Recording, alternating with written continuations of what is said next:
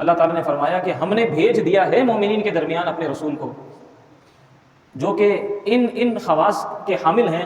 وہ تلاوت آیات بھی کرتے ہیں، وہ تعلیم آیات بھی کرتے ہیں، وہ تعلیم حکمت بھی کرتے ہیں، اور تزکیہ نفس بھی کرتے ہیں، وہی چاروں باتیں۔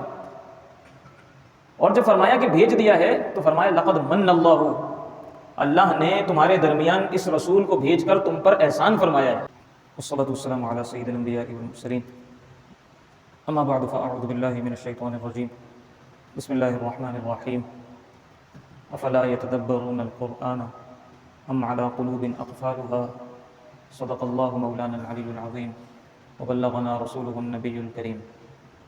حمد و صلاۃ کے بعد تمامی معزز سامعین گرامی، السلام علیکم ورحمۃ اللہ وبرکاتہ۔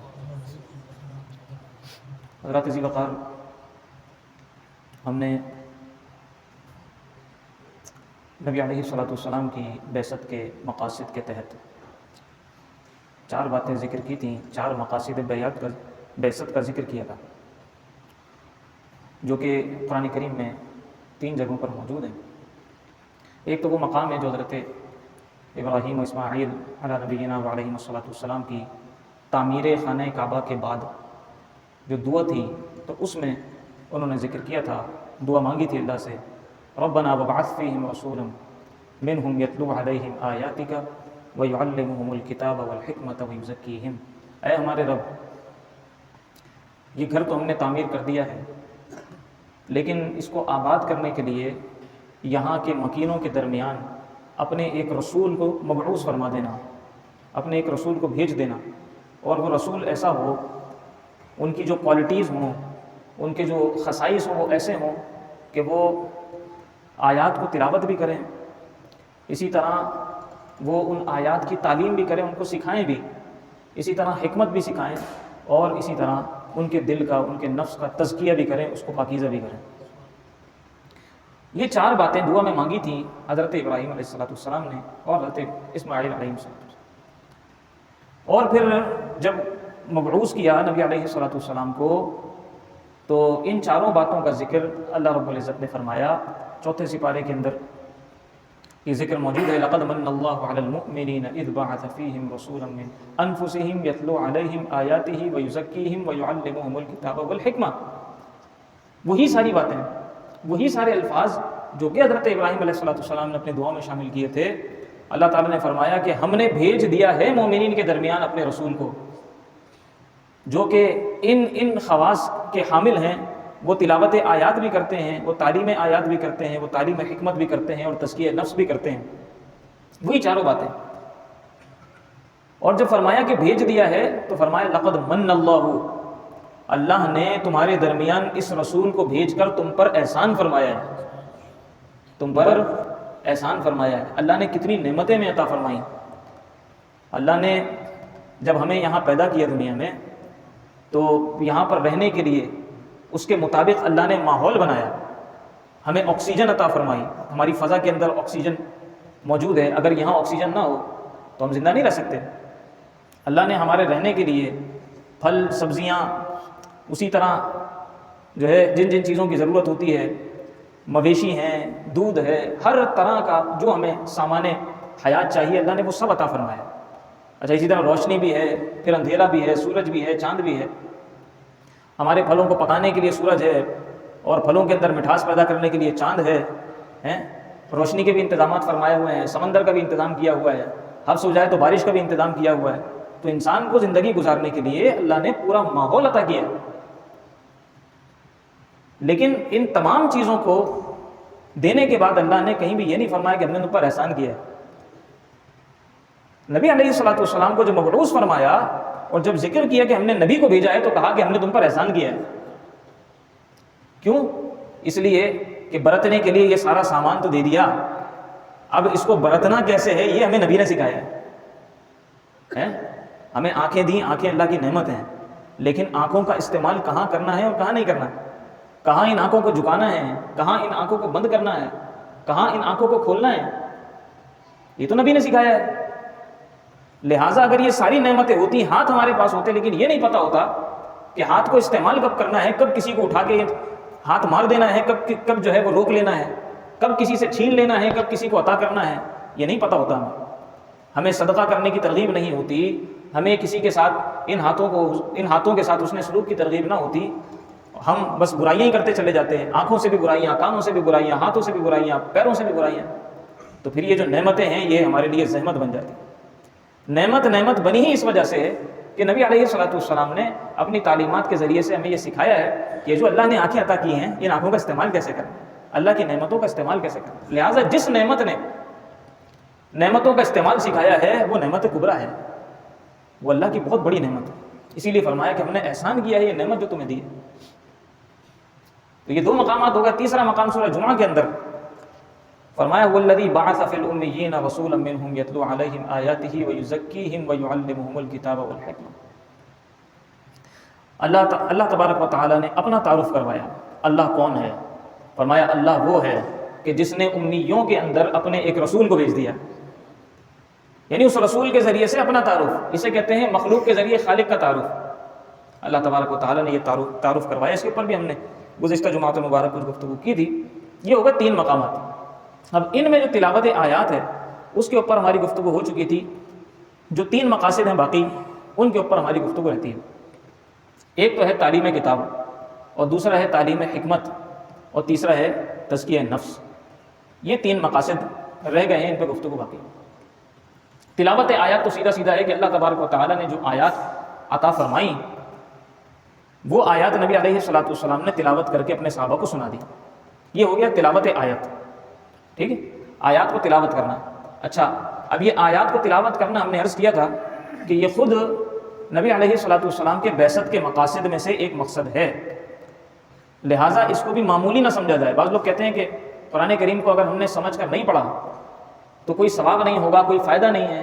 ایسا نہیں ہے، اس کو سمجھ کر پڑھنا یہ اپنی جگہ ایک ظاہر ہے کہ قرآن کے عطا کرنے کا مقصد ہے، ٹھیک ہے، لیکن اس کو اگر بغیر سمجھے محض تلاوت بھی کسی نے کر لی تو محض تلاوت کرنا بھی بڑے اجر کی بات ہے۔ اسی لیے نبی علیہ الصلوۃ والسلام نے ارشاد فرمایا نا کہ میں یہ نہیں کہتا کہ الف لام میم ایک حرف ہے، بلکہ الف علیحدہ حرف ہے، لام علیحدہ حرف ہے اور میم علیحدہ حرف ہے۔ فرمایا کہ جس نے ایک حرف پڑھا قرآن کا اللہ تبارک و تعالیٰ اسے 10 نیکی عطا فرمایا۔ لہذا الف لام میم جس نے پڑھ لیا تو صرف الف لام میم کہنے سے ہی 30 نیکیاں اس کو مل گئی، ٹھیک ہے۔ تو خود تلاوت آیت یہ نبی علیہ الصلوۃ والسلام کے بعثت کے مقاصد میں سے ہے، اور یہ خود ایک عبادت ہے۔ صرف قرآن کو بغیر سمجھے پڑھ لینا بھی ایک عبادت ہے۔ اچھا، اسی طرح اس کا اثر قرآن کا کتنا ہوتا ہے، ہم کسی اچھے قاری کو سنیں یا اچھے انداز میں جب تلاوت کریں تو دل پر اس کا کتنا اثر ہوتا ہے بغیر سمجھے، چاہے سمجھ میں کچھ نہ آ رہا ہو لیکن اس کا اثر دل پر ہوتا ہے۔ لہذا تلاوت آیت یہ اپنی جگہ ایک اہم مقصد ہے۔ اب آ جائیں آپ تعلیم کتاب، ان آیات پر مشتمل جو کتاب ہے یعنی قرآن کریم، اس کی تعلیم دینا یہ بھی نبی علیہ الصلوۃ والسلام کے بعثت کے مقاصد میں سے ایک مقصد ہے، اور یقیناً یہ بہت بڑا مقصد ہے، کیونکہ قرآن کریم آیا ہی اسی وجہ سے ہے، اترا ہی اسی وجہ سے ہے کہ اسے پڑھا جائے، اسے سمجھا جائے اور اس کے مطابق زندگی کو گزارا جائے۔ یہ دستور حیات ہے۔ اس دستور حیات کو پڑھنا نہیں، سمجھنا نہیں، بلکہ چوم چوم کر اپنی الماریوں کے اوپر رکھ دینا اور اپنے گھروں میں رکھ کر اسے بوسیدہ کر دینا، اور پھر جب بوسیدہ ہو جائے تو اس کے بعد کوئی مقدس اوراق والا ڈبہ تلاش کرنا کہ کہاں اس کو لے جا کر ہم ڈال دیں، کہاں اس کو لے جا کر ہم ٹھنڈا کر دیں، مسجد میں کون سی مسجد میں لے جا کر ہم اس بوسیدہ قرآن کریم کو رکھ دیں جس کے اوراق پھٹ چکے ہیں، جس کے حروف مٹ چکے ہیں۔ تو اگر ہم نے اس طرح قرآن کریم کو رکھنا ہے، یا قرآن کریم کے ہم نے نزول کا مقصد یہ سمجھ لیا ہے کہ گھر میں برکت کے لیے اس کو رکھ لو، یا بچی کی شادی ہو تو اس کے سر پر اس کو رکھ کر رخصت کر دو، بس اتنا ہی مقصد ہے، یا فال نکالنے کے لیے اپنے بچوں کے نام کھول کھول کر نکالنے کے لیے ہم نے قرآن کریم کو رکھا، یہ مقصد قرآن کریم کا ہرگز نہیں ہے۔ قرآن کریم کا حق ہے کہ اسے پڑھا جائے، اسے سمجھا جائے اور اس پر عمل کیا جائے، یہ قرآن کا حق ہے۔ ہم نے اگر قرآن کو پڑھا نہیں، سمجھا نہیں، اس پر عمل نہیں کیا تو ہم نے یقین کرے اللہ کی کتاب کا حق ہی ادا نہیں کیا، ہم نے اس کا حق ادا نہیں کیا۔ اللہ تبارک و تعالیٰ نے ارشاد فرمایا کہ ہم نے قرآن کو نازل کیا ہے فاتبعوہ، اس کا اتباع کرو، اس کے مطابق عمل کرو۔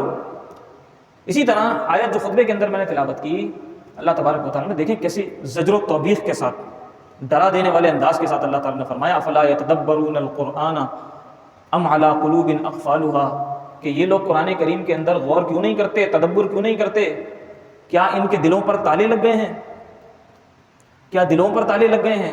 آپ دیکھیں یہ نہیں فرمایا کہ آنکھوں پر تالے لگ گئے ہیں، یہ بھی نہیں فرمایا ذہن پر تالے لگ گئے ہیں، فرمایا کہ ان کے دلوں پر تالے لگ گئے ہیں۔ تو اس کا اثر جو قلب پر ہوتا ہے، اس کی واردات جو قلب پر ہوتی ہیں، جب قلب ہی انسان کا بند ہو جائے، جب قلب ہی انسان کا مغلق ہو جائے، تو ظاہر ہے کہ پھر اس کی طرف توجہ نہیں جاتی۔ اور یہ جو قلب ہے، اس قلب کا تذکرہ قرآن کریم میں بھی جا بجا ہوا ہے، احادیث کے اندر بھی جا بجا ہوا ہے۔ یہ وہ مین انسان کا آرگن ہے، یہ وہ جزو بدن ہے کہ اللہ کے رسول نے ارشاد فرمایا کہ اگر یہ بگڑ جائے تو پورا جسم بگڑ جاتا ہے، اگر یہ سنور جائے تو پورا جسم سنور جاتا ہے۔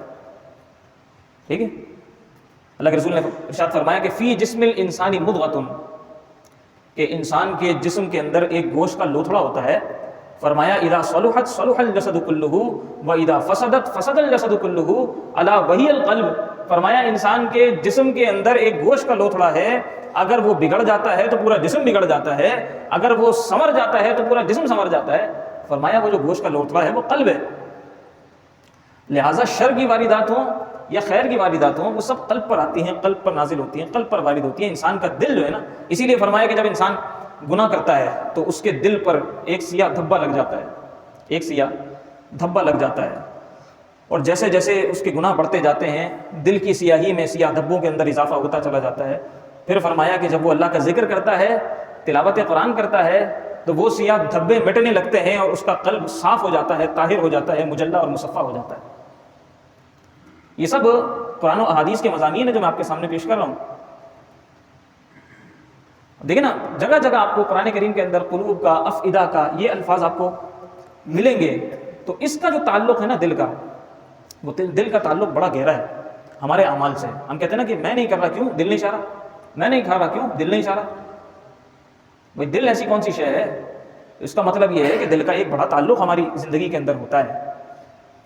بارگیف تو افلا یتدبرون القرآن ام علی قلوب اقفالها، فرمایا کہ یہ لوگ قرآن کے اندر غور نہیں کرتے، قرآن میں تدبر نہیں کرتے، کیا ان کے دلوں پر تالے لگ گئے ہیں؟ اسی طریقے سے آپ دیکھیں کہ نبی علیہ الصلوۃ والسلام نے جو تعلیم کتاب فرمائی، تعلیم کتاب آپ نے اس زبردست انداز سے فرمائی کہ صحابہ اکرام رضوان اللہ تعالیٰ علیہ مجمعین کی جماعت، جنہوں نے نبی علیہ الصلوۃ والسلام سے ڈائریکٹ بلا کسی واسطے کے قرآن کریم کو سیکھا ہے، قرآن کریم کو سمجھا ہے، انہوں نے دیکھیں دنیا پہ رول کیا ہے، دنیا کے اندر انقلاب برپا کر دیا۔ صدیق اکبر کون تھے؟ فاروق اعظم کون تھے؟ عثمان غنی کون تھے؟ حضرت علی کون تھے؟ یہ کون تھے؟ یہ وہی تو تھے کہ جو حضور علیہ الصلوۃ والسلام کے سامنے زانو تلمس طے کر کے قرآن سیکھا کرتے تھے۔ اسی قرآن کو اٹھایا انہوں نے، اور قرآن کو اٹھا کر قرآن کا پرچم بلند کر کے دنیا پہ چھا گئے۔ وہ کہا نا کہنے والے نے کہ ہم زمانے میں معزز تھے، ہم زمانے میں معزز تھے مسلمان ہو کر، اور ہم خوار ہوئے تاریک قرآن ہو کر۔ جب ہم نے قرآن کو چھوڑ دیا تو ہم زمانے میں ذلیل و خوار ہوئے۔ جب تک قرآن ہمارے ہاتھ میں ہوتا تھا، قرآن پر مضبوطی کے ساتھ ہم عمل پیرا ہوتے تھے، تو ہم زمانے کے اندر بڑا معزز تھے۔ تو انہوں نے جناب قرآن کا نام لے کر اور قرآن پہ عمل کر کے دنیا کے اندر کیسا ڈنکا بجا دیا۔ اصحاب صفہ کون ہیں؟ وہ چند صحابہ کی جماعت، اللہ اکبر، کہ جنہوں نے دین کو نبی علیہ الصلوۃ والسلام سے سیکھا اور پھر آگے سکھایا۔ اچھا، اب مزے کی بات یہ کہ صحابہ اکرام رضوان اللہ تعالیٰ علیہ مجمعین وہ بھی عربی النسل تھے نا، وہ بھی وہیں کے رہنے والے تھے، ان کی زبان بھی عربی تھی، نبی علیہ الصلوۃ والسلام کی زبان بھی عربی تھی، قرآن بھی عربی میں نازل ہوا ہے، قرآن عربی میں نازل ہوا ہے، لغت قریش پر نازل ہوا ہے، نبی علیہ الصلوۃ والسلام بھی عربی بول رہے ہیں، صحابہ اکرام جن کے سامنے قرآن کو بیان کیا جا رہا ہے وہ بھی عربی بول رہے ہیں۔ تو کیا اتنا کافی نہیں تھا کہ جب تلاوت آیت ہوتی، یعنی نبی علیہ الصلوۃ والسلام صرف قرآن کی آیات کو تلاوت کر دیتے، تو چونکہ قرآن عربی میں ہے، سامنے سننے والے بھی عربی ہیں، تو وہ بات کو سمجھ جاتے بس۔ یہ تعلیم کتاب والا شعبہ نبی علیہ الصلوۃ والسلام کو کیوں دیا گیا؟ اس کا کیا مقصد ہے؟ یعنی اگر کوئی اردو میں ہمارے سامنے گفتگو کر رہا ہے، میں اگر اردو میں بات کر رہا ہوں، تو اس کی کوئی الگ سے تشریح اور تفسیر لکھنے کی ضرورت تو نہیں ہے، تو باتیں سمجھ میں آ رہی ہیں۔ کوئی ہم سے اگر اردو بول رہا ہوتا ہے، ہم اگر اردو سمجھتے ہیں، کوئی انگریزی بول رہا ہوتا ہے، ہم انگریزی سمجھتے ہیں، تو الگ سے انہی باتوں کی کوئی تشریح کرنے کی ضرورت تو نہیں ہوتی کہ یہ کیا کیا بول کے گیا، ذرا اس کی پوری شرح مجھے کر کے بتا دیں۔ اگر ہم زبان کو سمجھتے ہیں، اہل زبان ہیں، تب کی بات ہے۔ ہاں، اگر ہم تھوڑا بہت سمجھتے ہیں، تھوڑی بہت انگریزی سمجھتے ہیں، تھوڑی بہت عربی سمجھتے ہیں، تھوڑی بہت کوئی اور زبان سمجھتے ہیں، پھر تو ظاہر ہے کہ کچھ باتیں سمجھ میں آئیں گی، کچھ اوپر سے چلی جائیں گی۔ لیکن اگر ہم اہل زبان ہیں تو وہ زبان اچھی طرح ہمیں سمجھ میں آ جائے گی۔ تو جب صحابہ کرام کے سامنے، حالانکہ وہ عربی النسل ہیں، ان کے سامنے جب قرآن کو تلاوت کیا جا رہا ہے، تو یہ کافی نہیں ہے، بلکہ ایک اور شعبہ حضور علیہ الصلوۃ والسلام کو دیا گیا، وہ یہ ہے کہ تلاوت تو کر کے سنا دیا ہے، اب اس کو سکھاؤ بھی، اب اس کو سکھانا بھی ہے، تعلیم کتاب بھی کرو۔ تو جو لوگ آج یہ کہتے اور سمجھتے ہیں نا کہ قرآن کریم کو تو اللہ تعالیٰ نے فرمایا کہ ہم نے آسان کر دیا، آسان کرنے کا مطلب اور مقصد یہ ہے کہ جب انسان اس کی طرف جستجو کرتا ہے اس کے معنی اور اس کے مفاہیم اس پر کھلنا شروع ہو جاتے ہیں۔ آسان کرنے کا مطلب یہ نہیں ہے کہ بغیر وہ قرآن کریم کو سیکھے اور بغیر علوم قرآنیہ کو سیکھے اس کو سمجھنا شروع کر دے گا، یہ آسان کرنے کا مقصد نہیں ہے۔ ورنہ دیکھیں یہ تو خود صحابہ اکرام رضوان اللہ تعالیٰ علیہ مجمعین خود عربی النسل ہیں، حضور سے قرآن سن رہے ہیں، اس کے باوجود حضور علیہ الصلوۃ والسلام ان کو سکھا بھی رہے ہیں۔ کئی بار ایسا ہوا ہے کہ حضور نے کوئی آیت تلاوت کی ہے اور اس کا مطلب کچھ کا کچھ سمجھ لیا گیا۔ جیسے ایک مثال میں آپ کے سامنے پیش کروں، جب روزے کے احکام نازل ہو رہے تھے تو اللہ کے رسول نے فرمایا کہ روزہ کب سے کب تک رکھنا ہے، یعنی سحری کا جو وقت ہے صبح صادق سے آپ نے اپنے روزے کو شروع کرنا ہے نا۔